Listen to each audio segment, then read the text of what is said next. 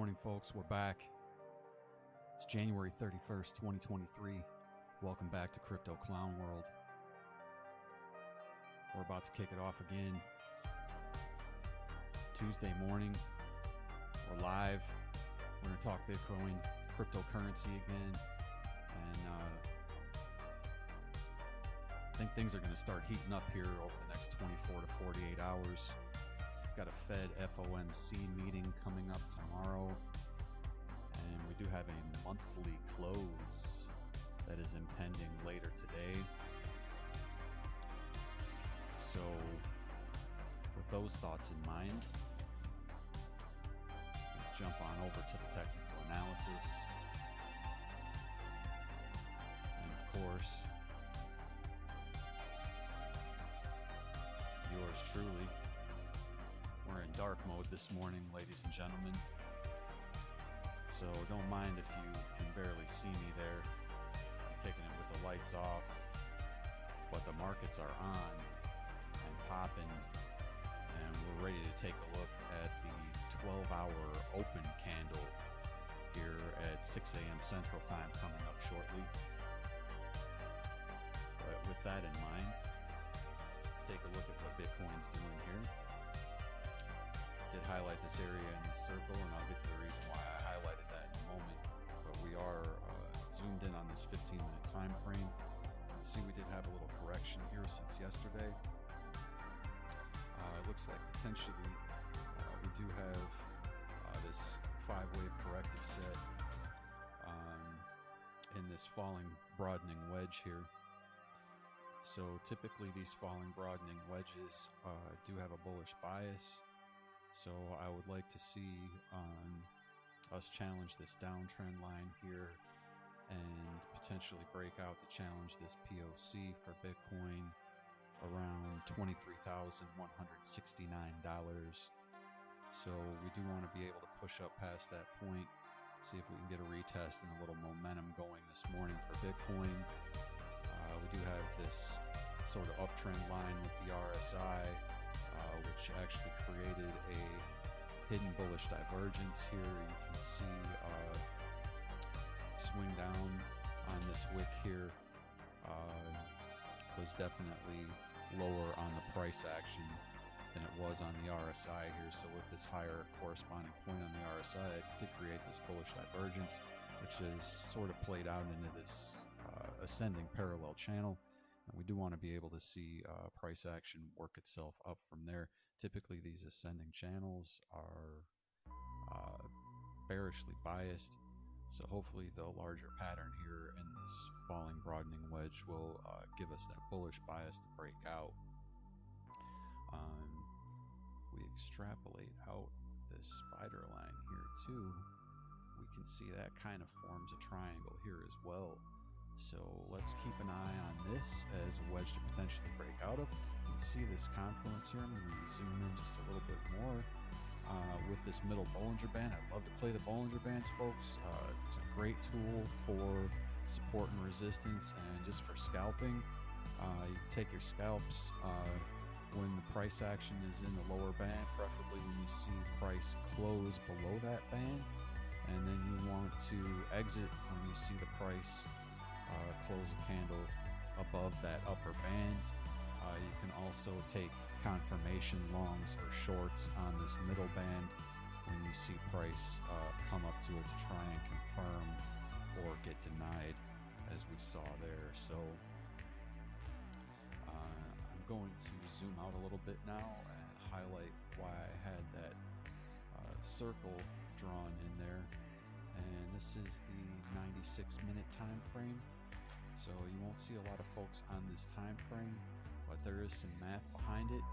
I will get into the math behind some of the time frames that I look at on this channel at a future date.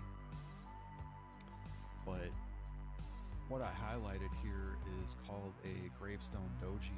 So when we saw this gravestone doji appear, this was a confirmation that we had reached the top.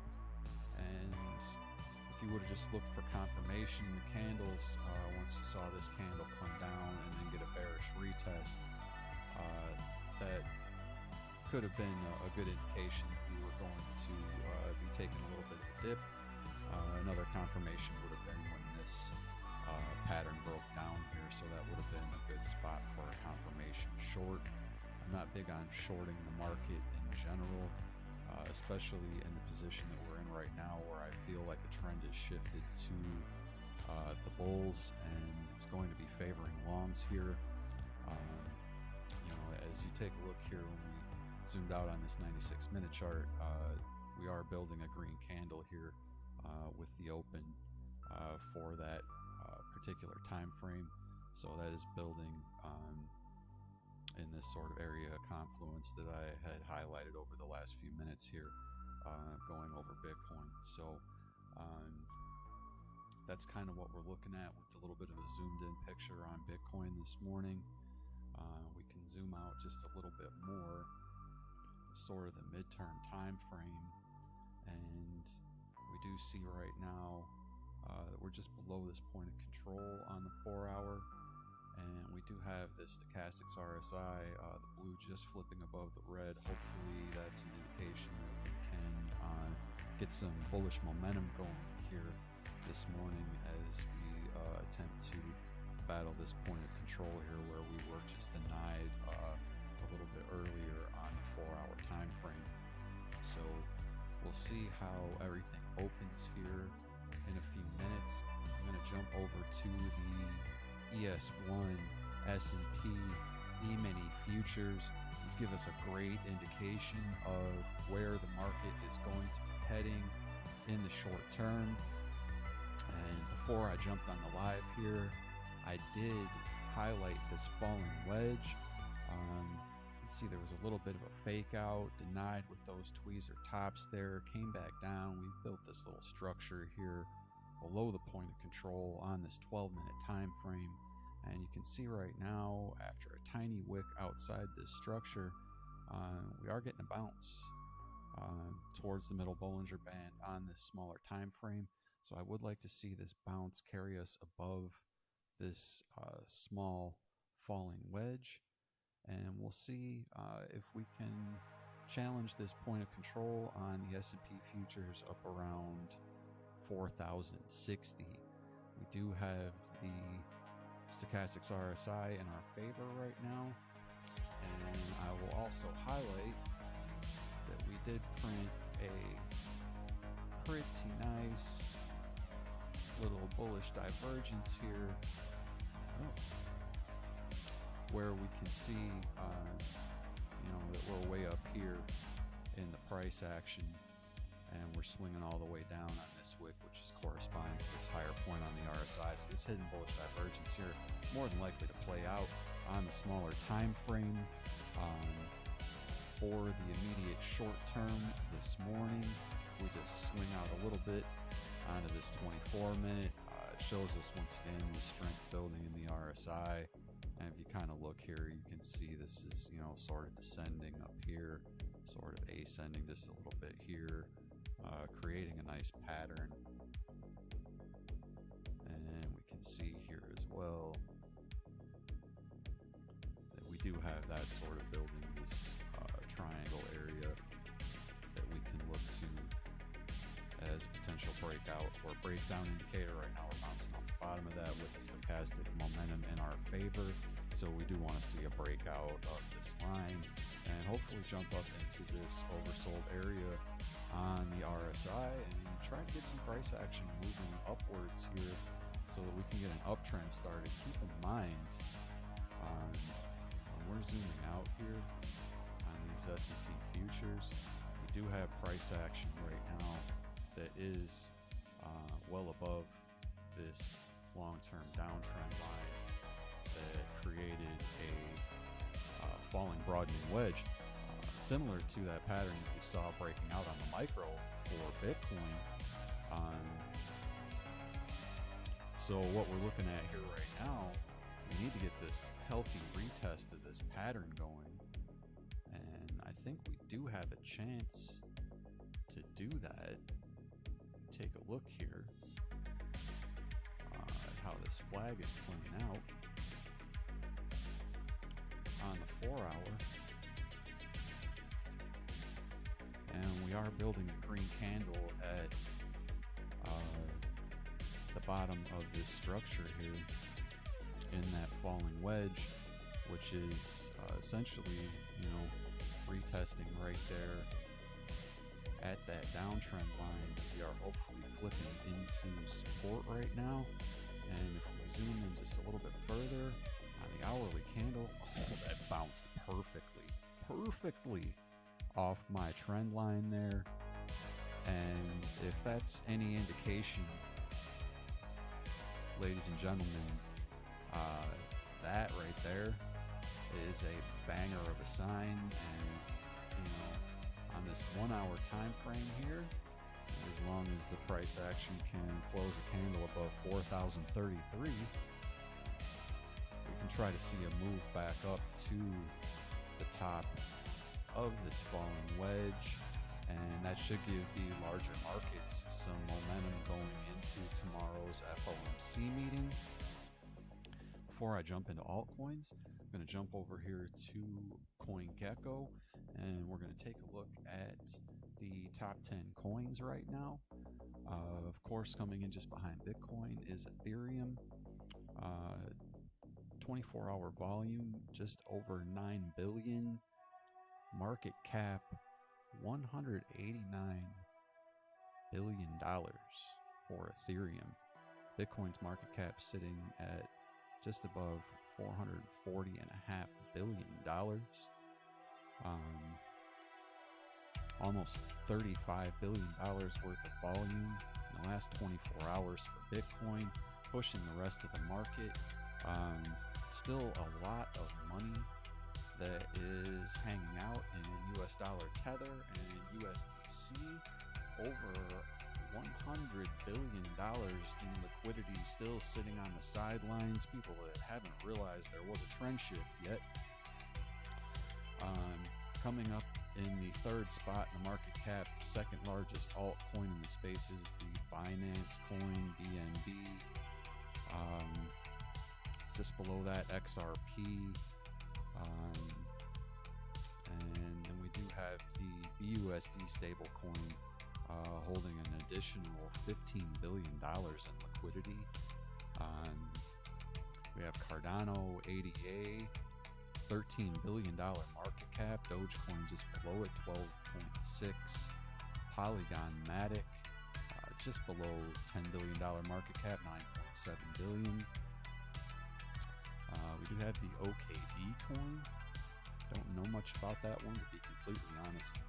And then we have Solana and Lido Staked Ether, rounding out the top 10 coins. Some really good coins just on the outliers of that top 10. Polkadot, I'm not a personal fan of, but I know a lot of people out there are still looking at that as an up-and-coming ecosystem. Shiba Inu, kind of like a Ethereum to Dogecoin, proof of stake versus proof of work, layer 2, NFT ecosystem, all that good stuff. And then Litecoin, kind of like silver to Bitcoins, gold, and AVAX, Avalanche, high speed, layer 2 solution. They do offer a lot of dApps, DEXs, and NFTs, things of that nature. So some other really good coins out there as well. You know, rounding out that top 20, we do have Uniswap and Cosmos and Chainlink as well, which I think all three of those projects are going to prove to be very strong in the upcoming bull run that may be forming right now, as we most likely have hit a bottom after the FTX collapse, which pushed Bitcoin's price down to just above $15,000 on most exchanges. And if we do highlight here, actually, on the Bitcoin futures, it did actually hit $14,925.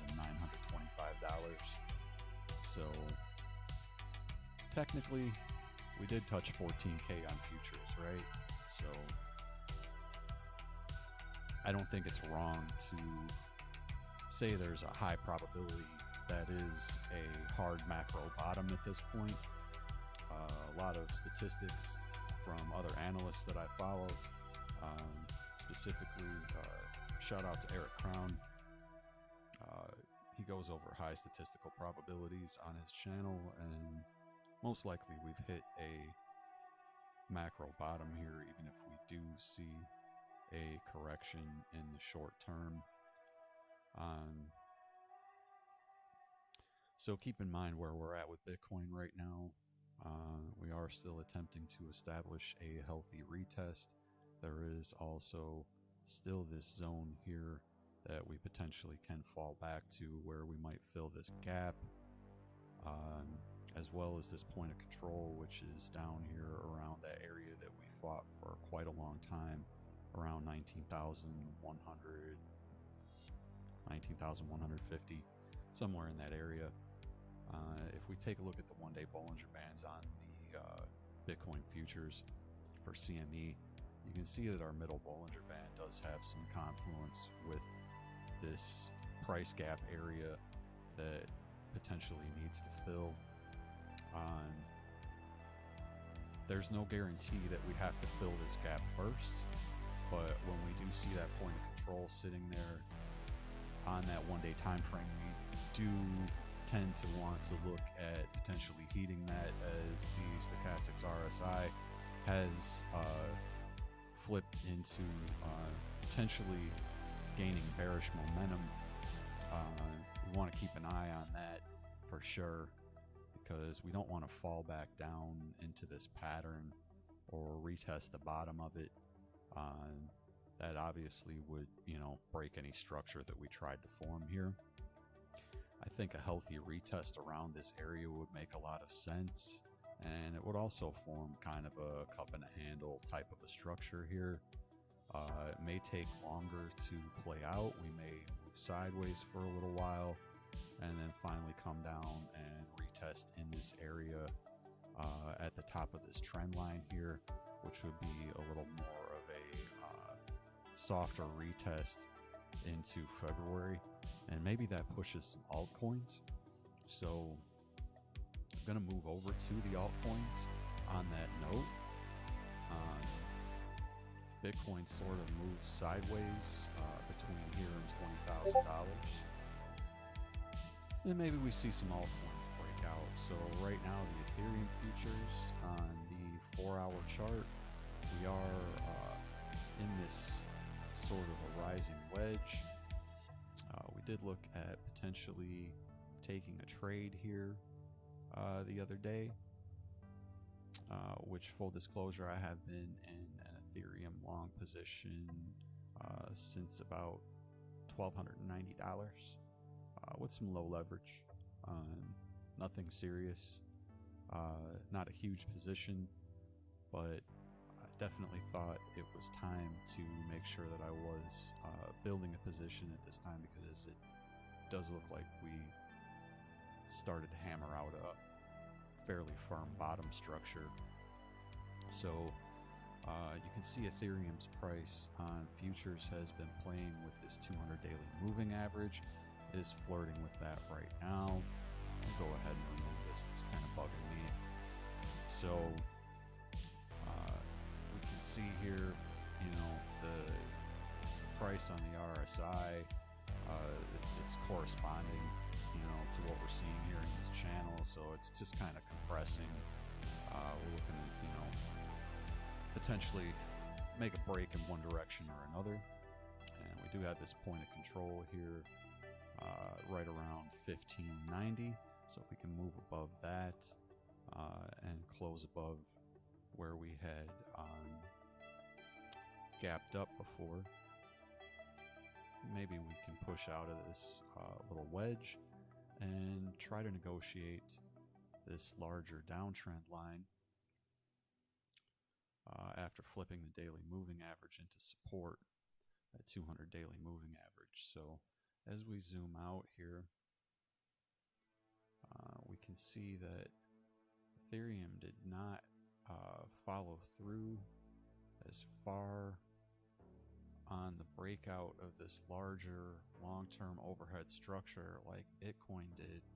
So, if we flip back real quick on, price was able to hurdle above that larger downtrend line, which was formed here with these two peaks, with the high at 69K and then the next swing with high at 48K.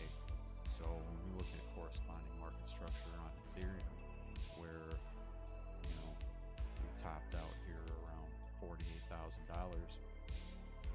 and then we've since swung down below $1,000 here back in June, and then just above that point when the FTX crash hit, which to me was an indicator that this market is building strength, because the FUD and the market crash and the mess that FTX caused wasn't able to push Ethereum down to create a new low there, which created some compression and has allowed us to start to try and break out of this. So, if you look at where we're at here on this 22-hour chart, which again, I explained in my initial live stream, this is a time frame that you see institutions use quite often.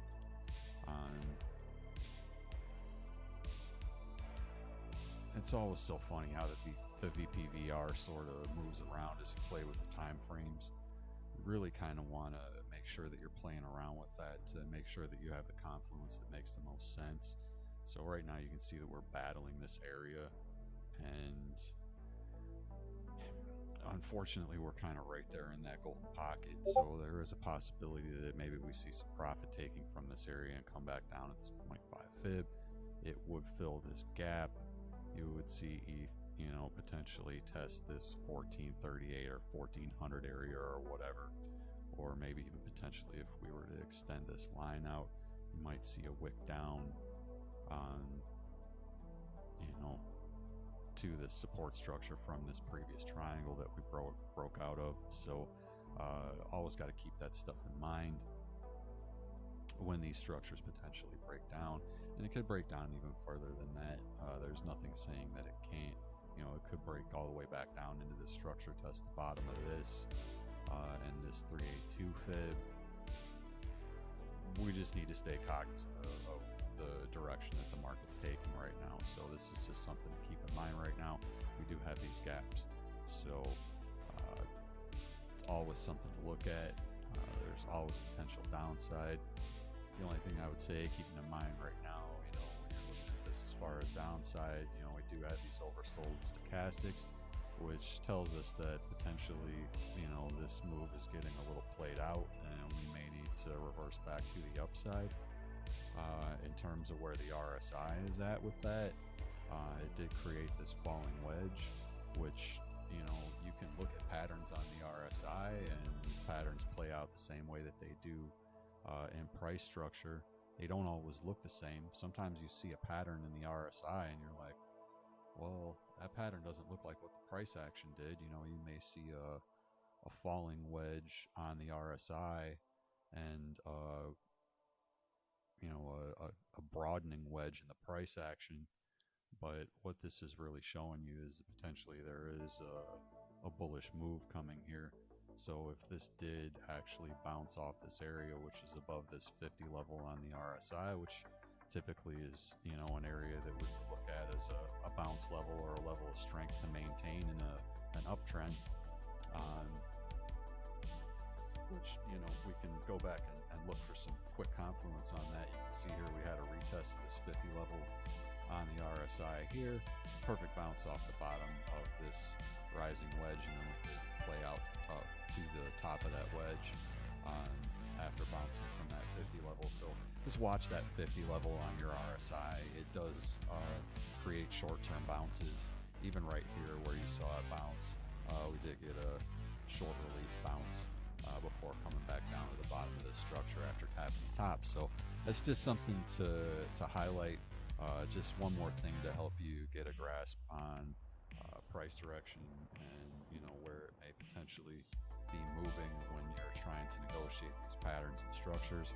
I do really recommend that everyone who's watching this live stream, or who does watch on the replay, make sure that you're trying to follow along and emulate your own technical analysis. Try to draw your own conclusions, draw your own charts, play around with your own indicators, and try to get better at doing that, as I have over the last several years, to try and get to a point where I'm able to bring you these types of charts. So if you do like what you're seeing and hearing on this channel, I did forget to mention initially when we jumped onto the live stream, because I was pretty excited about what's going on this morning.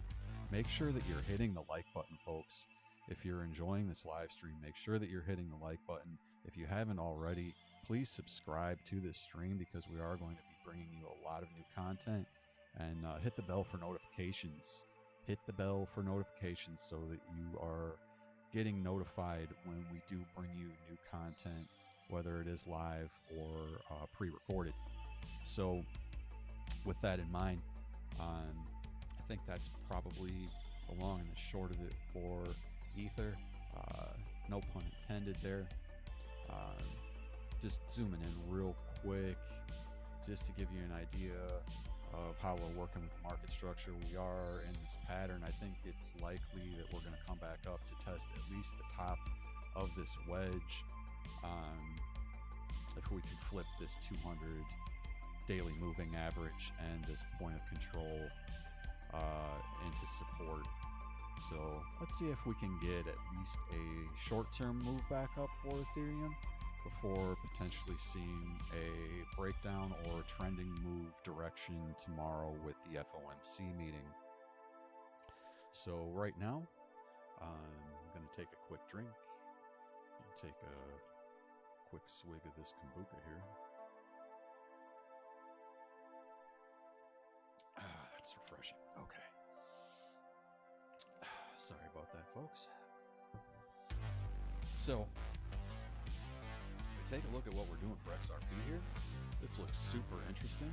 This is a 12-minute time frame for XRP, and this to me looks fantastic, because right now we're breaking out of this point of control, which essentially is right at that 40-cent mark.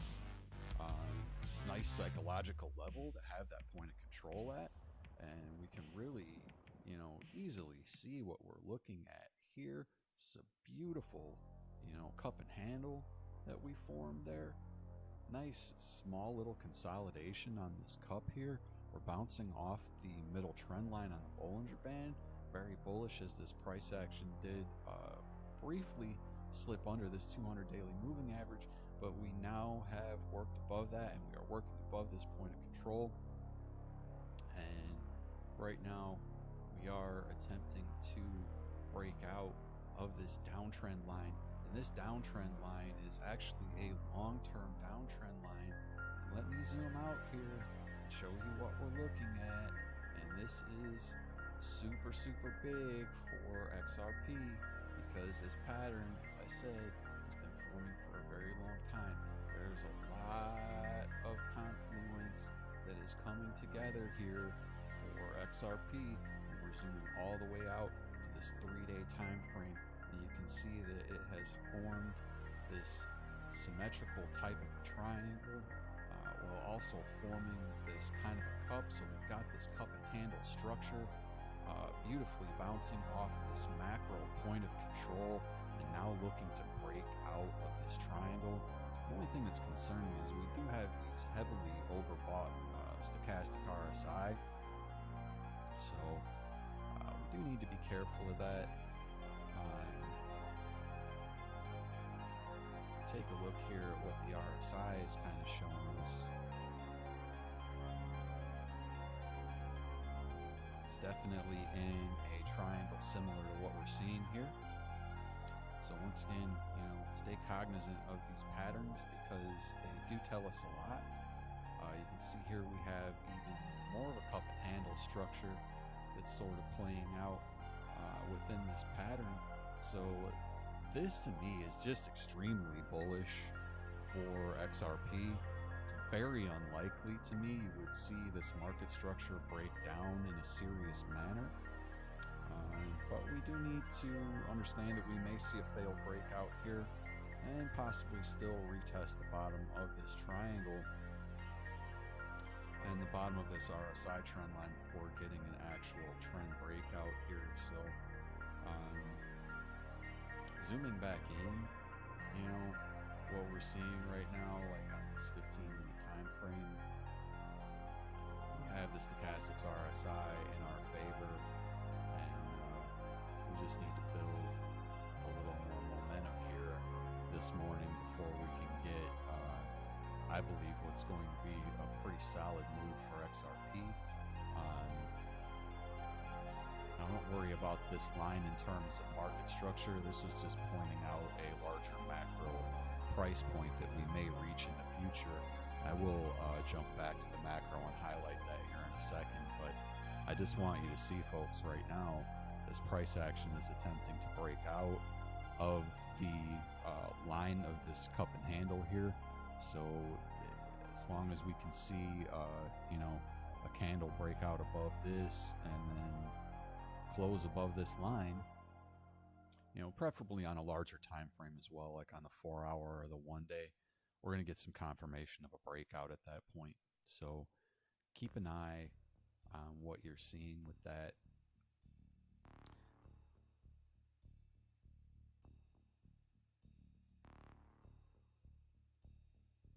And I just think that we have a fantastic chance to really do something with XRP that's going to be really, really big. So I'm going to highlight that right now. And what you're seeing here is an $11 price target, potentially by spring of 2024. So we may see a, you know, pretty hard run up for XRP here over the next 12 months. This may potentially indicate that we're looking at, you know, the SEC case being resolved. So we do want to, you know, once again, keep an eye out for confirmations if you're using leverage. If you're just building, you know, a swing hodl position or just a hodl position for XRP, no reason why, you know, you shouldn't have been buying over the last 8 months, and no reason why you couldn't be averaging into that position right now, because it still is well under its all-time high versus US dollar tether, and then well under its all-time high versus the US dollar as well. So when we look at this pattern here, you know, potentially playing out into the next bull run here, which it's quite possible we see a utility run over the next 12 months if regulation comes down and, you know, we see some of those ISO compliant tokens come to the forefront. We may see a run on these coins, and I am seeing similar market structure with some of the other coins like XLM and Algo. I'm not going to highlight those on this particular stream right now, but I am going to jump out to another XRP chart and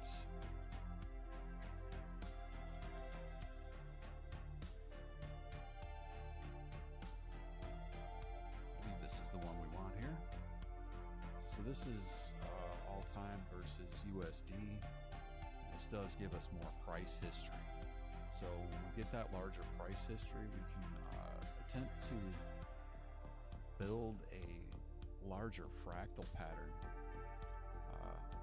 for XRP. So we're going to zoom out to the weekly time frame, and I don't want to be that guy, because, you know, I'm just looking at what this chart shows me. I am not an XRP moon boy. Full disclosure, I do not hold a huge position in XRP. I am currently trying to trade it. With that in mind, folks, when I look at the macro versus the US dollar for XRP, once again, we're well above the point of control, which was down here around 20 cents. And if we look at this potentially repeating fractal, This particular cup and handle may play out to up to around $8. That $11 target on that previous chart doesn't necessarily have to be hit.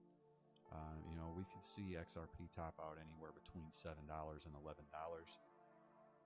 Just trying to establish ranges and, you know, potentially look at where this coin may go in the future. But if we look another year out, February of 2025, potentially, if we repeat this lifetime fractal pattern that XRP has created before, we could see the price at $472 per coin. So maybe does that represent a potential Fed buyback? Who knows? I am not going to sit here and postulate on some of the stuff that some of the XRP channels do. I'm not an XRP maxi. I'm not an XRP is going to save the financial system moon boy. I am, however, a guy who realizes that XRP had a very hard, fast, and dramatic swing against not only the US dollar, but Bitcoin the last time that it did run up into early January of 2018.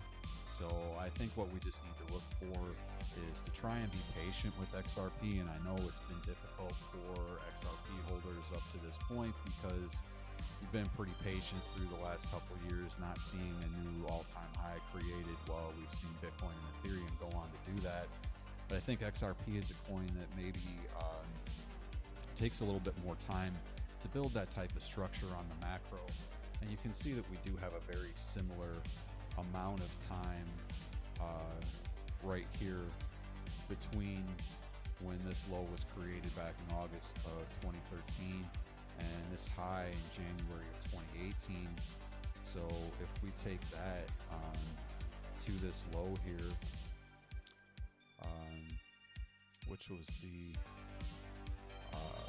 panic of 2020, shall we say. Right now we're working up to about 3 years within that time frame. So if you look at where 3 years fell before, you know, it would be somewhere in here. So I think it's more than likely we're still, you know, working with and trying to break out of accumulation, but it's quite obvious that we're going to work our way out of that very soon. And if that fractal does repeat in any way, shape, or form, you're looking at a very aggressive target.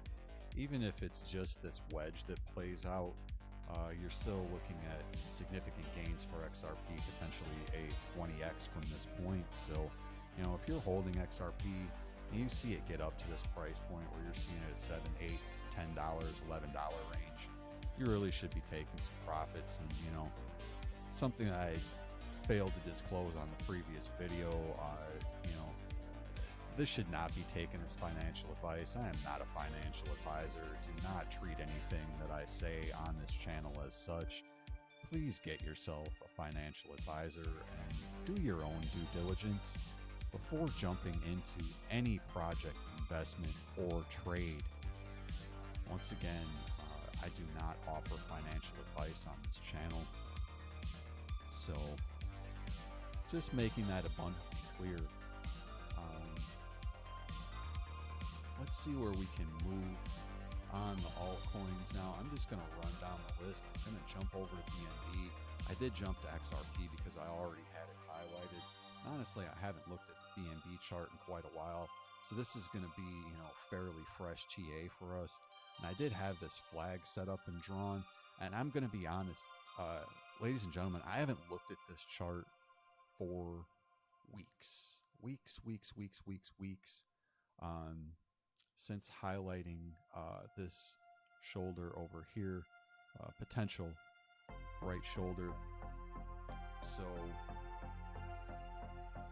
you know, what I'm looking at right now for BNB on this weekly time frame, you know, it's in this flag.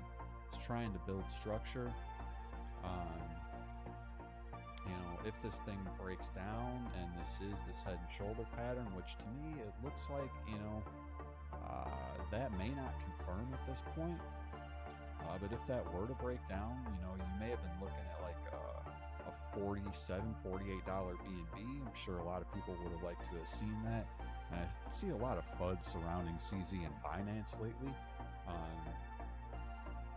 you know, I don't want to get into any of that personal stuff, but I don't think that there was really any foundation behind it. I think Binance is pretty solvent, and they have been a leader in the cryptocurrency space for quite a while, so I don't think any real reason to worry about them. But you know, if we look at Binance Coin here and what this might do on the macro, you know, if we take swing down to swing up here and look at how this might play out into the next bull run, which would take us into October of 24. Oh my goodness. Is that even possible? A $37,000 Binance coin? 200x from here? More than a 200x? Whew. Yeah, I don't know if that's realistic or not, folks. I'm going to take a more realistic measured move target here.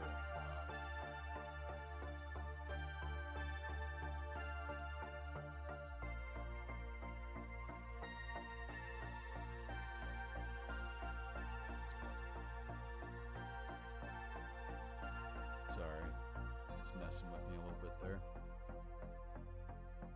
Still going to keep that idea out there as it may still play out, but I'm not so sure on that head and shoulders breakdown right now. So, you know, just the target of the wedge here, you know, like close to a 4x for Binance Coin, you know, even as soon as this summer.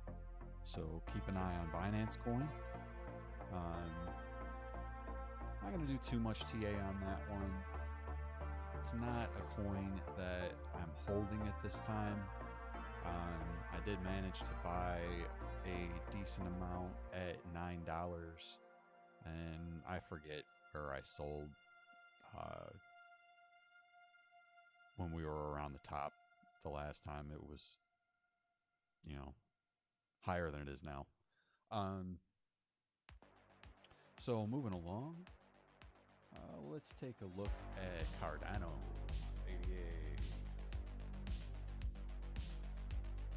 Full disclosure, this is a cryptocurrency that I missed out on in the last bull run. I was holding a fairly decent sized bag of this, swing traded it for a small profit, did not re-enter, and ended up missing out on a 100x gainer.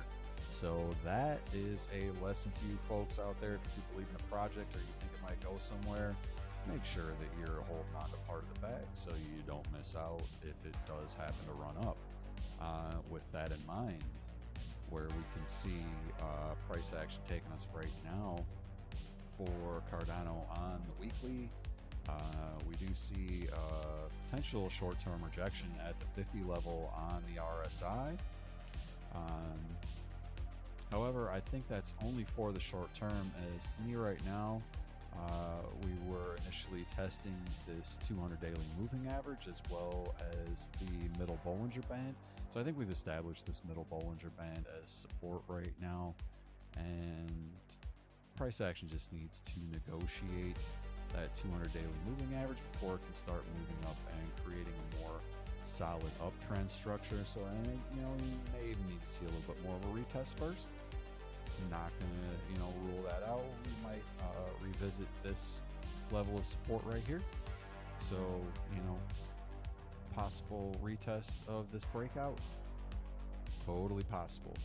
So, you know, looking at the macro on Cardano versus US dollar tether on Binance, this to me is fantastic market structure. You have this falling wedge here, and you've created this cup, so you do have this cup and handle type of structure.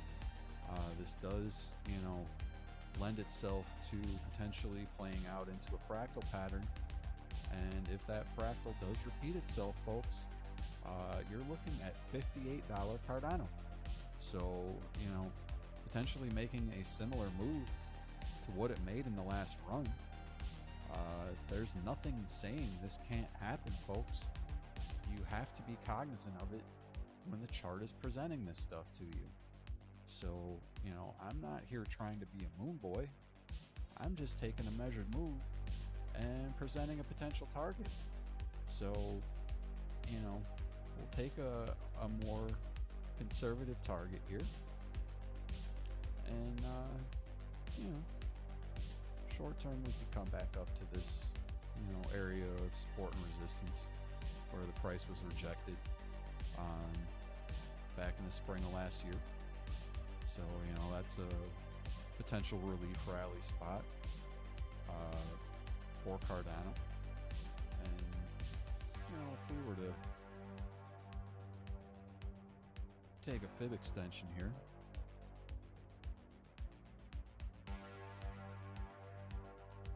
we'll see if we can get some confluence with that. And we'll drag that down. And you can see that it would take you back to, you know, right around that golden pocket area, right?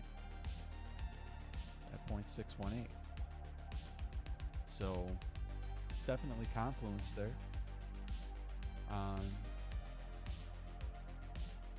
You know, maybe we can continue to build market structure and try to work towards this potential price target, which, you know, if it plays out on the same time frame, would you believe, you know, a $58 Cardano by next summer? Is that possible? The chart says it's possible, so I have to say it's possible.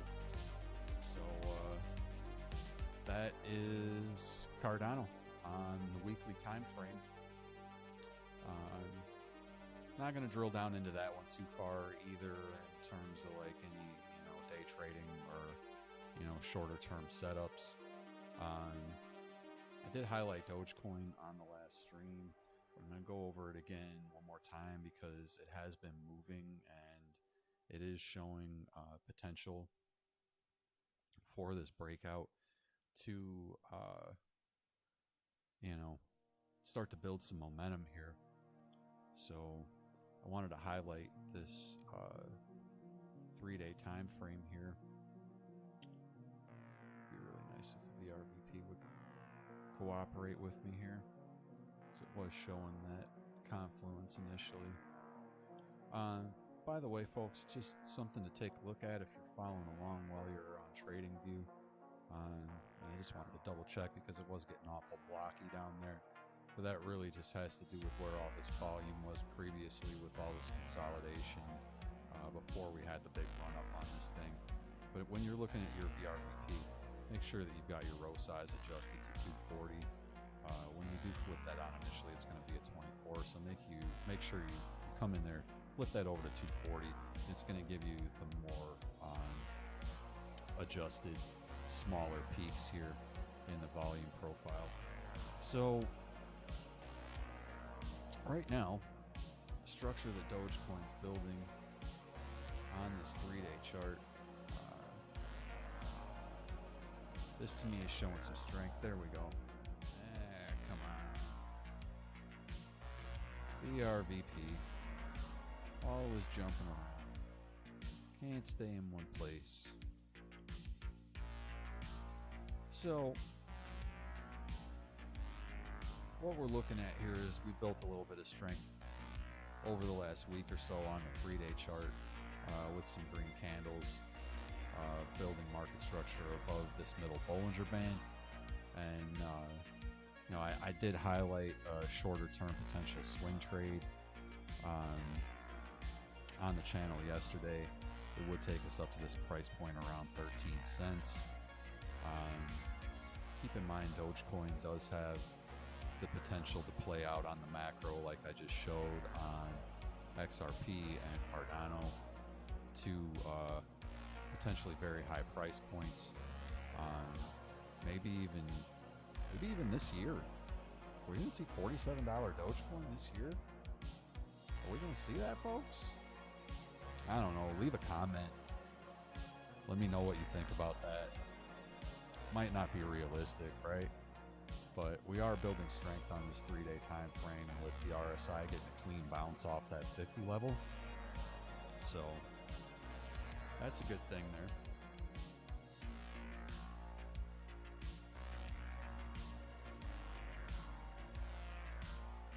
no real significant update on Doge. It did move a little bit. It's up like 4.5%.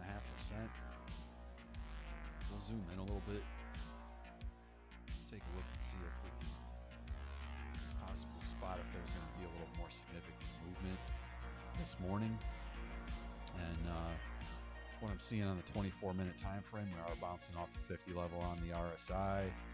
Looks like we're forming a little bit of a Darth Maul doji. The sellers kind of having an indecision moment there as they're reaching that middle Bollinger Band resistance. And yeah, I think you'll continue to see the price build off of this candle as it closes, and hopefully we will see it test the top of the band and this wedge here. And stochastics are in favor of that. We'll zoom out a little bit more, but when we zoom out, the 96 doesn't look all that strong. The 96 doesn't look all that strong, so we'll zoom out a little further.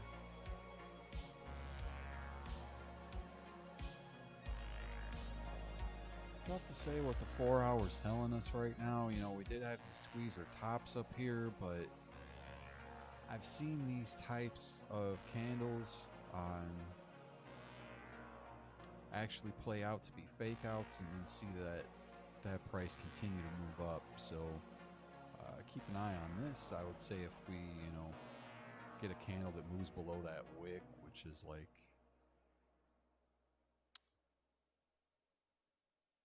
just above 9 cents, 0.091.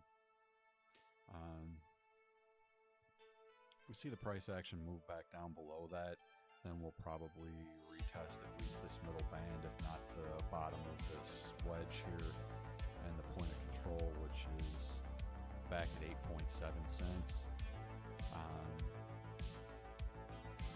It would be nice to see a breakout on this though, as we are in my mind what appears to be a bullishly biased pattern with some bullish momentum building on larger time frames. So we can zoom in a little further here. And folks, this is so important, okay? I want to highlight how important this is to make sure that you're using all the time frames at your disposal so that you can have an idea of what you're looking at here. You know, to me, you've got a few things that you can take a look at here. So, you know, initially this looked like maybe you got a little bit of a shoulder, head and shoulder there.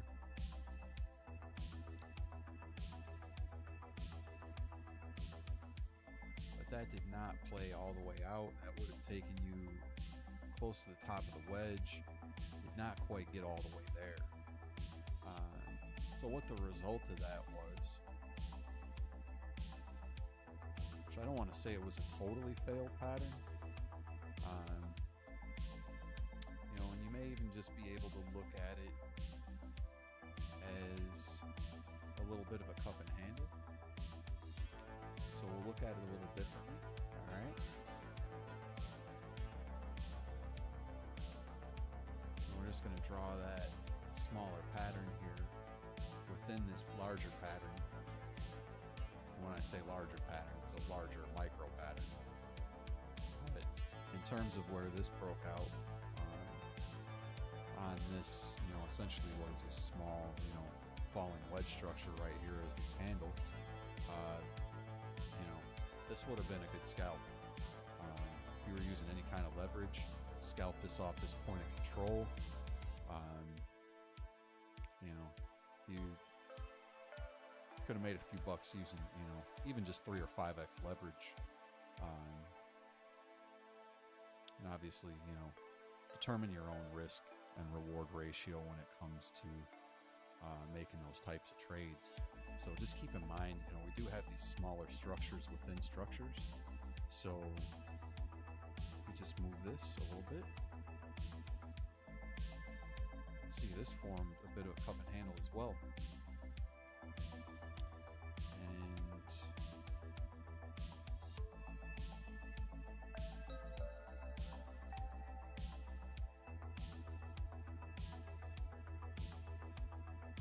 sort of questionable where you want to draw your wicks on this. You may even swing that all the way out there and say, you know, you look at it a couple different ways. You can swing it out there, or you can look at this as a breakout and retest, right? Which right now, to me, this looks like a breakout and retest because you had this wick down after breaking above the middle Bollinger Band, trying to get some confirmation, failing. Wick back down, and price closed above this point of control right around that middle band, and now you've got this bullish candle forming above both the point of control and that middle band. So that's how you can use the Bollinger Bands and confluence with the point of control on the VRVP to trade these types of patterns where you see these cup and handles form, where you've got a cup and sort of a falling wedge. You want to look for a cup and a falling wedge pattern.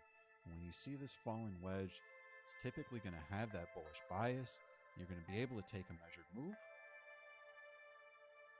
So you're going to take it from the swing wick low, the swing wick high of the wedge. And if we look at where the breakout point is at, that's going to take us very close to the top of the wedge, folks. Okay? It's going to take us very close to the top of the wedge, just below 97 cents. So, not saying that has to play out, you know, not saying this is, you know, the end all be all in terms of, you know, how technical analysis should play out. But as I zoom out even further here, oh gosh darn it, what are we looking at? This is an even larger cup, right? And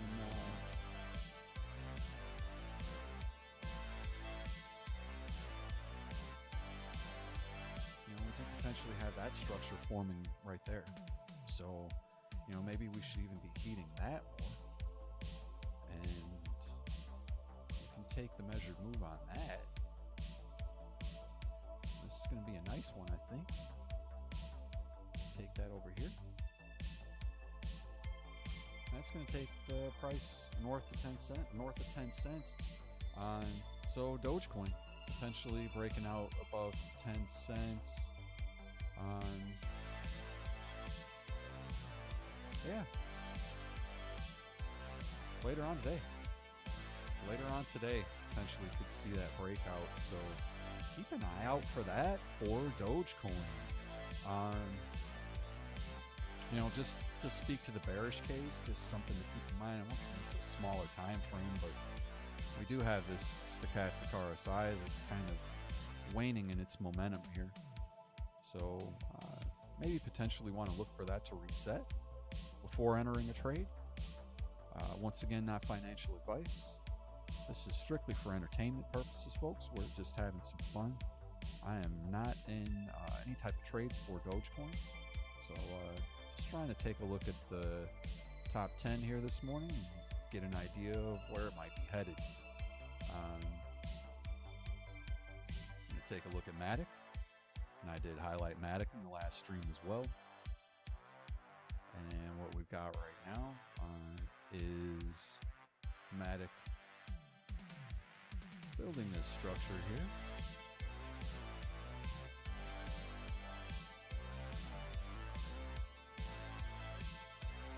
So, a bit of an ascending triangle. Point of control here on the 7-minute time frame is sitting at about $1.11. So we'd like to get back above that.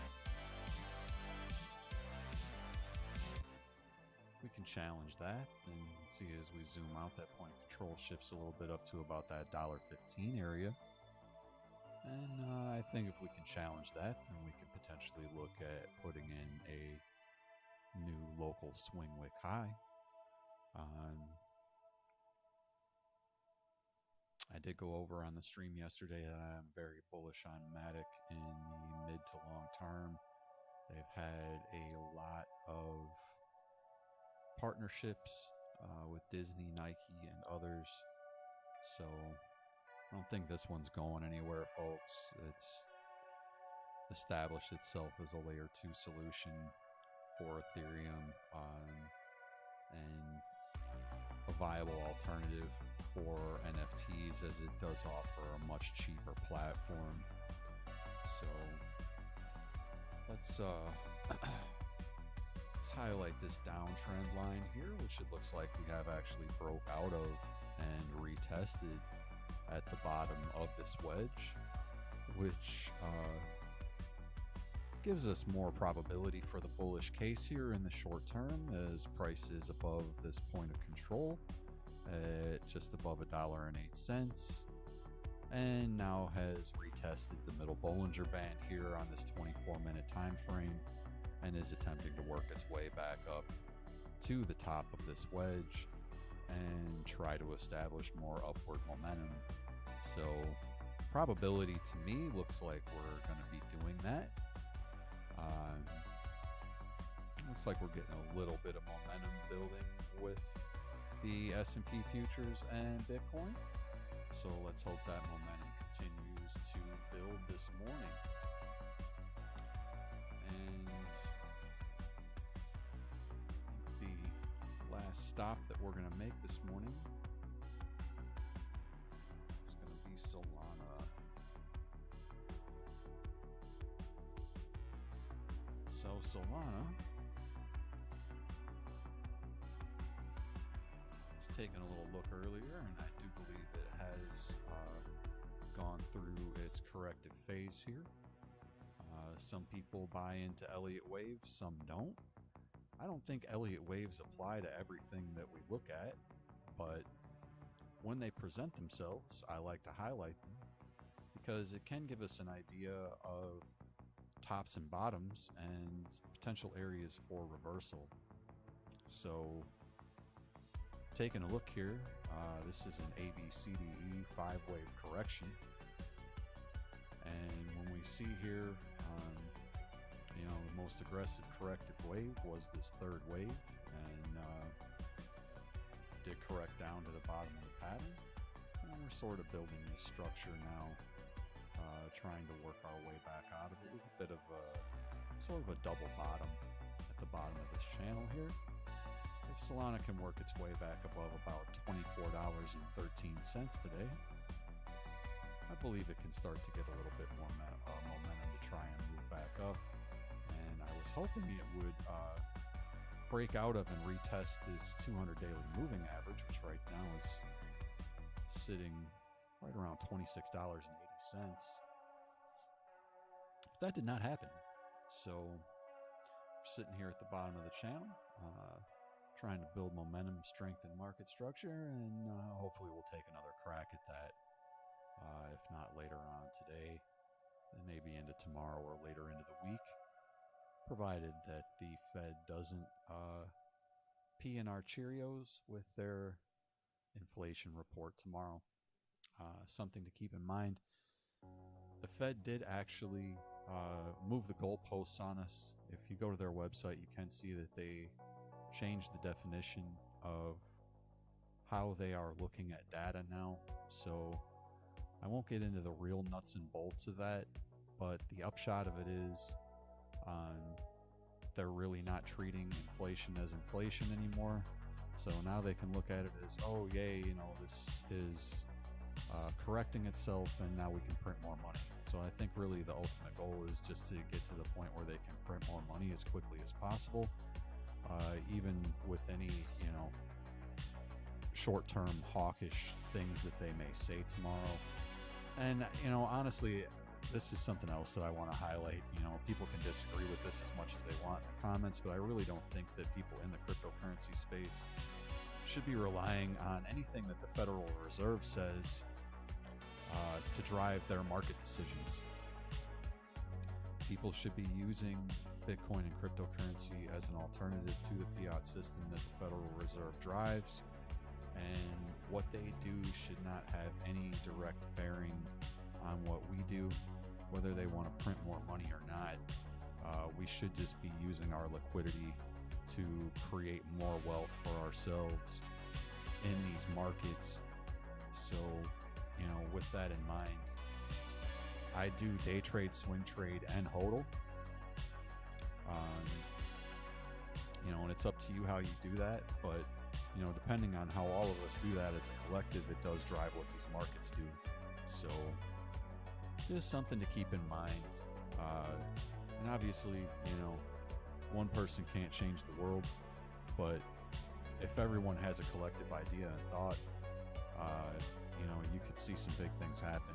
And honestly, I just think about it like, what if all of retail, you know, what if everybody that was in the lower 90% of the income brackets, or the lower 95%, or whatever you want to look at, what if everybody just FOMO'd into Bitcoin with their next paycheck? What if everybody bought Bitcoin on Friday? Their whole paycheck. What do you think would happen to the market cap of Bitcoin? I think it would move pretty significantly, right? Maybe not. What do I know? So that's where Solana's at. That's where my thoughts are at. And let's just take a look here real quick. I want to look at the total crypto market cap. And this is looking good here in the short term on the 24 minute. We do have this point of control to battle here. And oh, would you look at that? It's right at $1 trillion. So we lost $1 trillion when we dumped down. Which obviously, you know, that's a huge psychological level, right? Anybody can see that. Very simple. Sitting at that point of control there. $1 trillion. So really, we want to get above, stay above, and establish that as support going forward in this market. You know, once again, it's just a huge psychological area to highlight, and I'm going to highlight right now on this 4-hour chart. You know, I was hoping that we would hold market structure here this morning, and full disclosure, I did think that we would, and I did post that in a number of groups that I'm in this morning, stating that I think we would be good to, you know, hold this level. Obviously we didn't have a huge move down from there since then, and we are attempting to build market structure back up here. The only concern here is this does look like a little bit of a rising wedge pattern, but I think we can still work our way out of this as long as we can negotiate above this point of control again at $1 trillion. And then this middle Bollinger Band on the 4-hour time frame, if we can get above that, close a 4-hour candle above that, I think we'll look at challenging this high here that was established the other day when Bitcoin tried to challenge 24K. And eventually, if we're able to establish that, the idea would be to attempt to, you know, break out of this larger falling wedge as Bitcoin did. So, you know, all this price structure on the total market cap is building above the 200 daily moving average. And, you know, maybe we see a rejection here at some point and come back down to test that, or the bottom of this wedge. So, you know, gonna continue to keep the bearish case in mind, but we have built quite a bit of momentum, and there is a decent possibility that we do continue to build on that, because when these markets do get bullish, they do tend to maintain that momentum.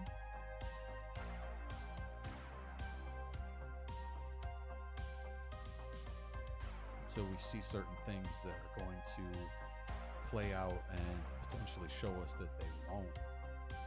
So this is something to highlight right here. That's definitely what I would call a hidden bullish divergence, or excuse me, a hidden bearish divergence.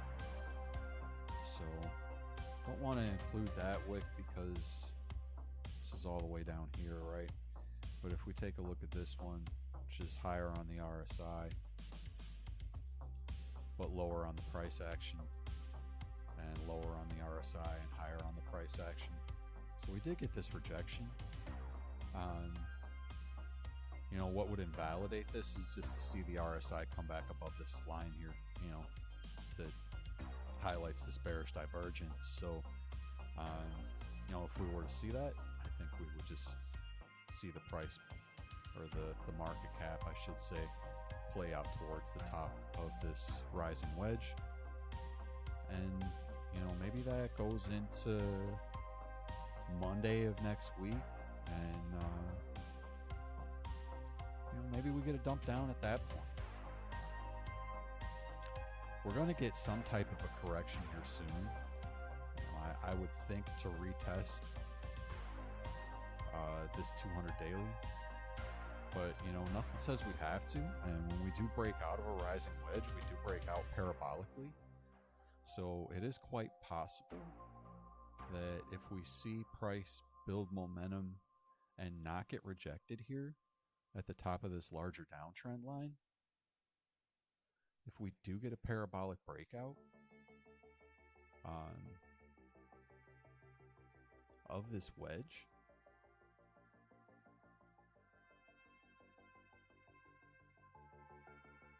you know, you're looking at a pretty massive swing. And we could add, you know, 40 some odd% to the market cap. So if we do that, I think everybody will be pretty happy, and that would swing us out to March. Coincidentally enough, I believe the Fed has something in store for us early in March as well. I forget what exactly, and I'm not going to get into the nuts and bolts of that right now. But I'm positive that they do have something that's supposed to be pretty big for March. So, you know, potentially we see a scenario where, you know, we get this relief right now and potentially a sell-off in a couple months. So that's definitely something to keep an eye on. I just want to swing over to total 3 and get a quick eye on the altcoins. This is looking very similar, except there's one glaring difference. I don't know if you can see this or not,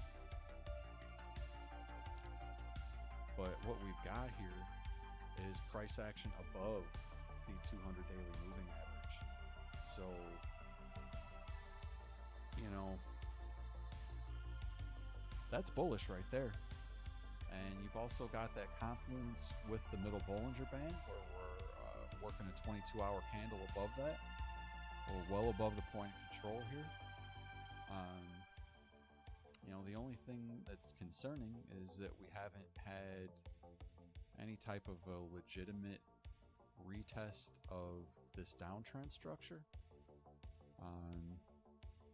You know, we did have maybe potentially what you could call a retest here on this candle, and we saw a retest of the bands, but we haven't really seen a retest of this triangle. So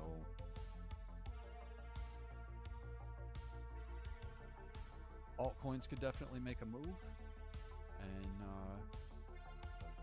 if we highlight this similar to the way that we just did the last one, where if we're going to break out of this parabolically,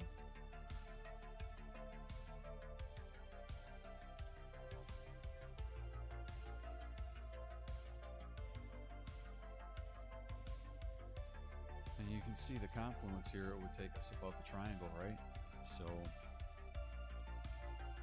that would be really nice to see. You know, nice move for the altcoins along with Bitcoin. I think that's what everybody would like. So yeah, I think we're going to leave off right there, and hopefully, folks, hopefully that's the direction we're moving in. And you know, if we do happen to get a short-term breakdown, might come back down and retest somewhere close to this point of control. Doesn't really look like we've got a whole lot of room to break back down here, you know, in terms of what the pattern is offering us.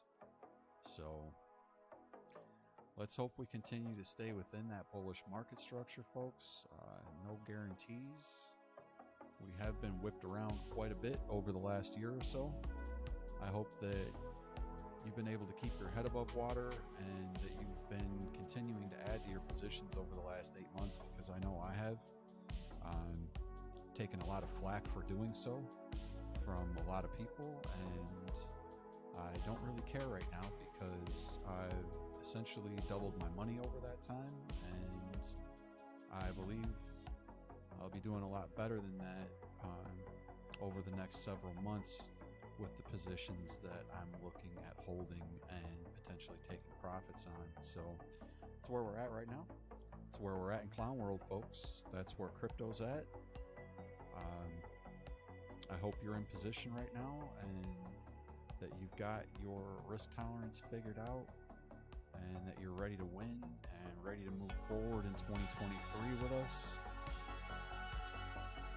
And I think that's going to be about it. So, signing off here. And I love you, folks. Take care. God bless you all. Have a fantastic morning.